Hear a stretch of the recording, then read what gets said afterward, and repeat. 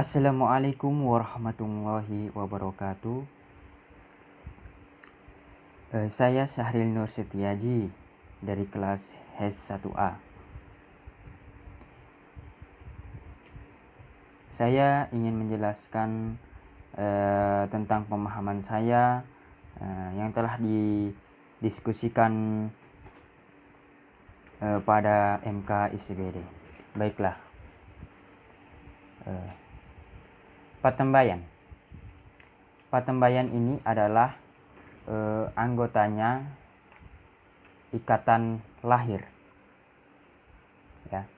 Anggotanya ikatan lahir dalam jangka waktu pendek. Nah, pada perbedaan antara paguyuban dengan patembayan. Paguyuban ini adalah suatu ikatan atau perkumpulan, ya. Suatu ikatan atau perkumpulan yang sosialnya itu lebih erat. Sedangkan patembayan ini adalah kurang erat, gitu. Karena patembayan ini lebih bersifat formal. Kemudian pada interaksi sosial, hal yang paling mendasari adanya interaksi sosial itu adalah hubungan antara individu dengan individu lainnya. Misalkan manusia itu kan saling ada interaksi antara manusia dengan manusia lainnya.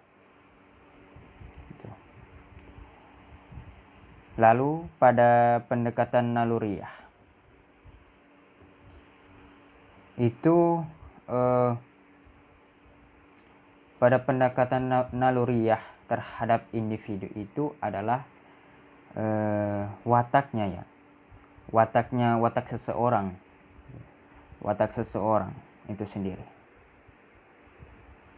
Kemudian mengenai potensi naluriah dalam diri kita itu, misalkan itu tergantung dari kita masing-masing, yang dimana kita mengetahui apa keunggulan kita dan apa kelebihan kita. Kemudian manusia. Nah, manusia ini adalah merupakan makhluk sosial, ya, makhluk sosial atau makhluk hidup. Tidak hanya manusia yang merupakan makhluk hidup, tetapi ada tumbuhan, hewan, yang dimana mereka itu perlu bantuan. Nah, misalkan manusia itu tidak bisa hidup sendiri, pasti perlu bantuan kepada manusia lainnya. Nah, inilah interaksi sosial dan hubungan sosial. Pada perbedaan masyarakat pegunungan, pedesaan, dan perkotaan itu, bedanya itu yang pertama mata pencahariannya, yang kedua transportasi, dan yang ketiga itu makanan dan lain sebagainya. Dalam berinteraksi dalam lingkungan baru itu caranya dengan kita harus ramah, murah senyum, bersikap diri sendiri, terus bercakap-cakap. Nah, itu apabila beradaptasi dengan lingkungan baru. Kemudian contoh batiniah itu seperti roh jiwa yang lahir. Lalu pada perbedaan dimensi fisik dan psikis.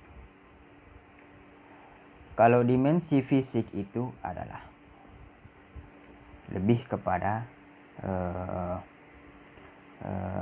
anggota tubuh bagian luar. Nah, sedangkan psikis itu lebih kepada anggota tubuh bagian dalam. Pada perbedaan masyarakat tradisional dan masyarakat modern itu adalah, kalau masyarakat tradisional adalah masyarakat yang melakukan aktivitas secara tradisional, misalkan di era tahun 90-an, yang dimana mereka apabila memasak mereka menggunakan bahan bakar atau kayu bakar.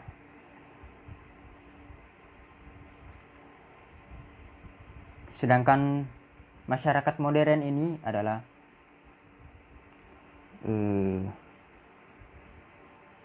masyarakat yang menggunakan alat teknologi, dibantu oleh alat teknologi. Masyarakat itu dibantu oleh alat teknologi. Jadi masyarakat tradisional itu lebih menjunjung tinggi nilai kegotong royongannya daripada masyarakat modern.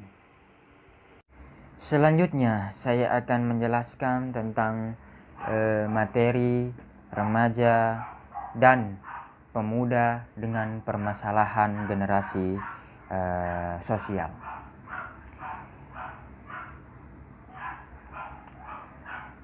Saya masuk yang pertama. Cara menangani masalah dalam hal penyalahgunaan narkoba di dalam generasi muda saat ini itu adalah dengan cara menjauhkan atau menjauh dari barang itu, atau jangan pernah menyentuh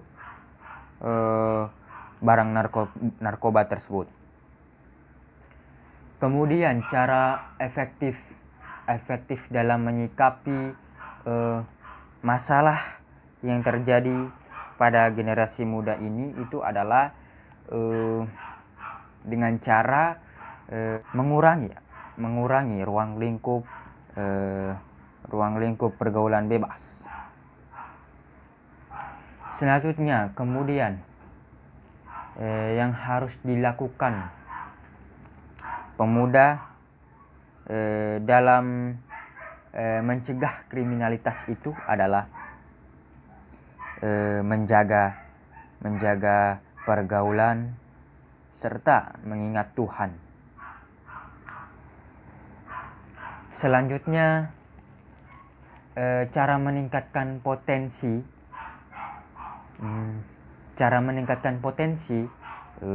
generasi muda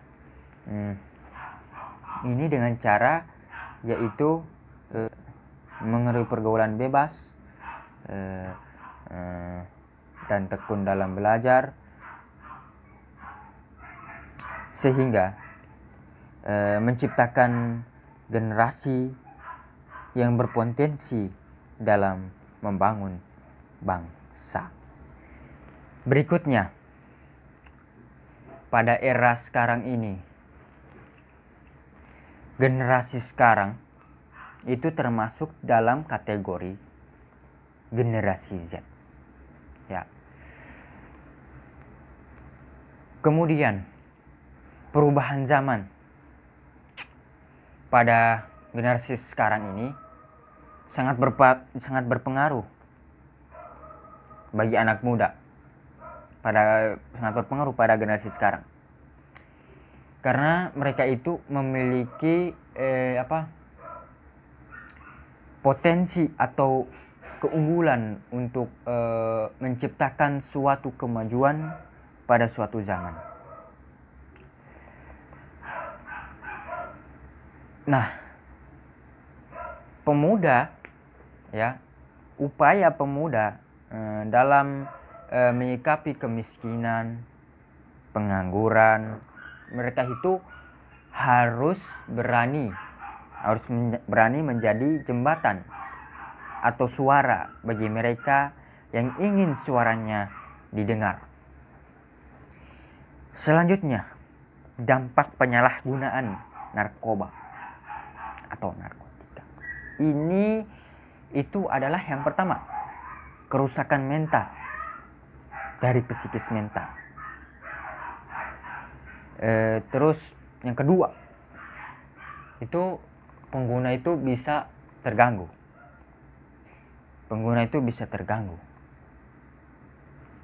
Yang ketiga, kecanduan.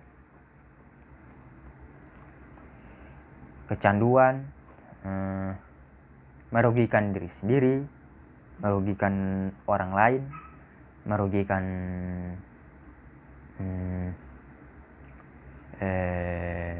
masyarakat setempat, merugikan keluarga.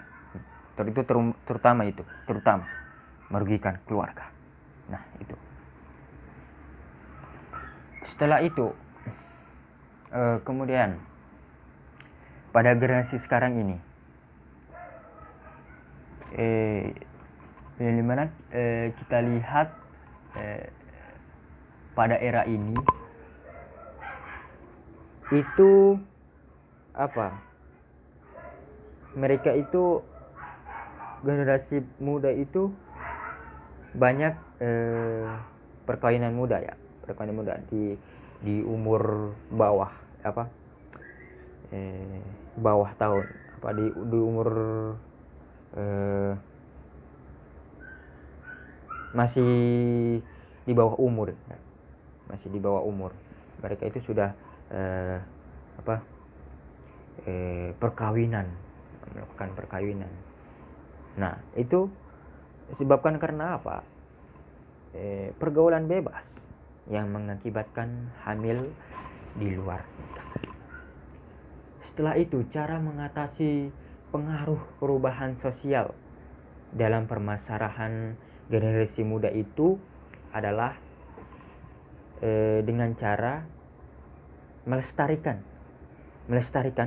budaya lokal serta menyikapi pengaruh yang masuk dan berkembang saat ini. Itu dengan cara itu apabila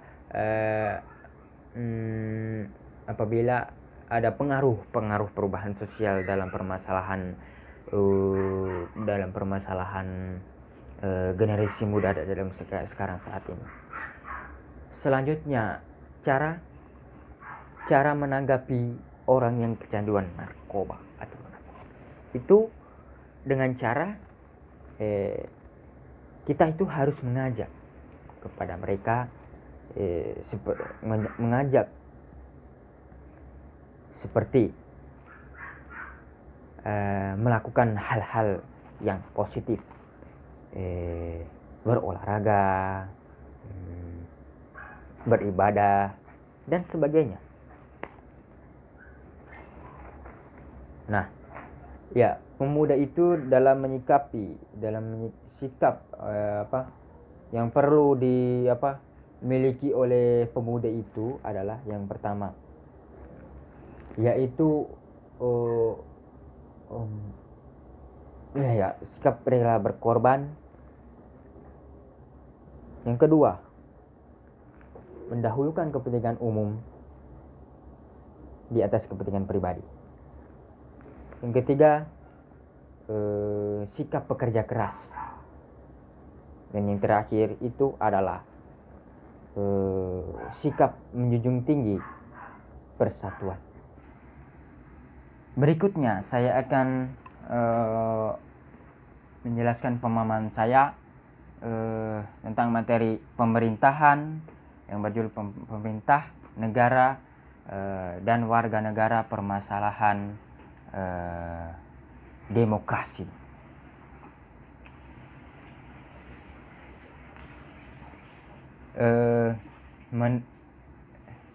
Kita masuk yang pertama. Menurut Aristoteles, manusia itu merupakan makhluk sosial yang senantiasa ingin berhubungan dan berkumpul dengan manusia lainnya. Nah, mengenai mereka yang memiliki kepribadian seorang introvert, misalkan jika seorang introvert itu tidak salah. Nah, kenapa mereka melakukan itu? Pasti ada faktor privasi yang dimana mungkin mereka itu umbar untuk orang lain. Ya. Nah, kemudian pada pasal UU nomor 62 tahun 1958, pasal orang yang pada waktu lahirnya mempunyai kewarganegaraan dengan misalkan ayahnya berkewarganegaraan Indonesia dan ibunya Amerika. Nah, jadi anaknya ini pada usia 18 tahun, ya. 18 tahun dia berhak memilihnya sendiri. Apakah dia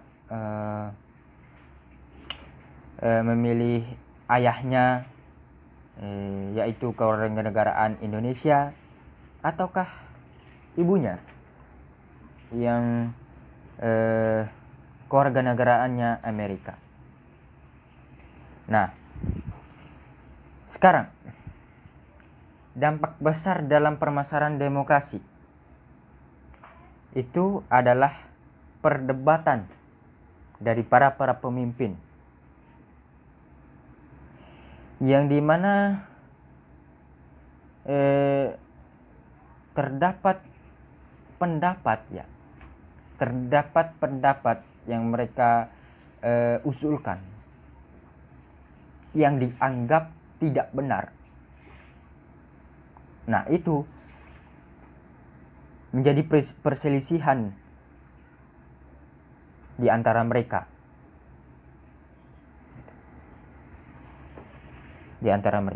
Nah, yang dimana mengakibatkan kekacauan di negara. Itu dampak besarnya dalam permasalahan demokrasi. Kemudian, apa hak-hak kewajiban warga negara? Nah, itu pertama, hak untuk hidup, ya. Hak untuk berkeluarga, ya. Hak untuk atas pekerjaan, ya. Hak untuk yang keempat itu adalah hak untuk ikut serta dalam upaya pembelaan negara.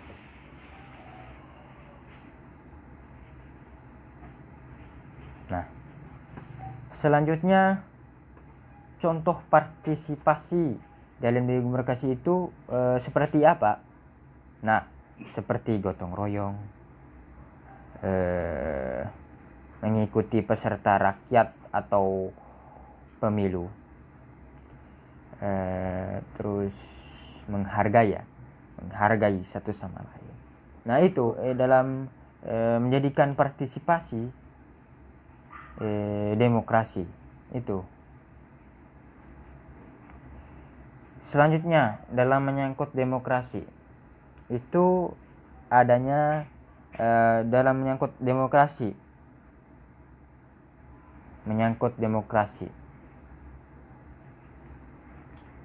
pertama itu adanya kebebasan individu, ya adanya kebebasan individu. Dan yang kedua itu pemerintah itu tidak boleh ikut campur dalam hal urusan individualisme seseorang.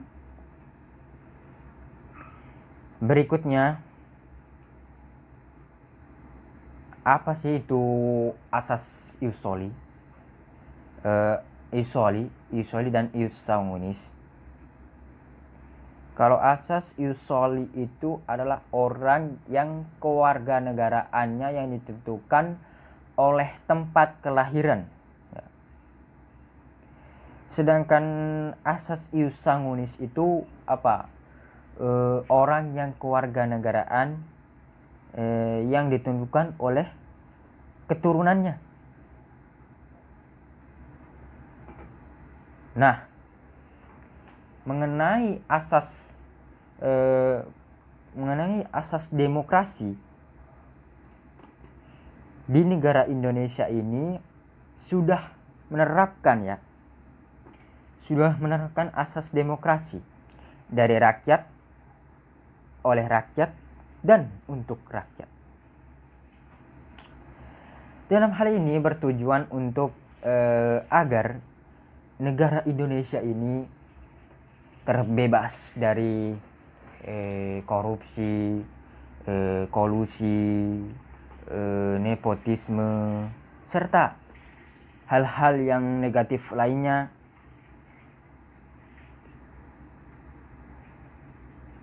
Nah, itu seperti itu. Cukup sekian yang saya jelaskan pemahaman saya tentang yang telah didiskusikan pada mata kuliah ilmu sosial budaya dasar. Syukron. Assalamualaikum warahmatullahi wabarakatuh.